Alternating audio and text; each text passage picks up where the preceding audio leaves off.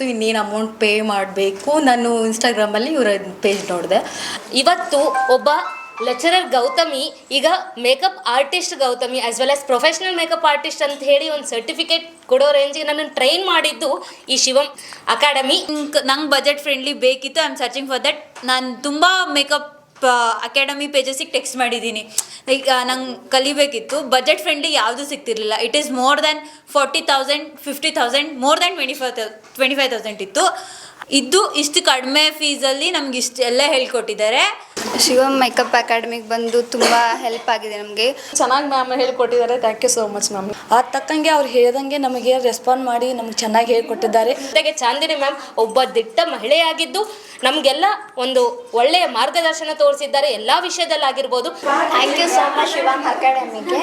Thank you Shivam makeup studio and academy. Thank you.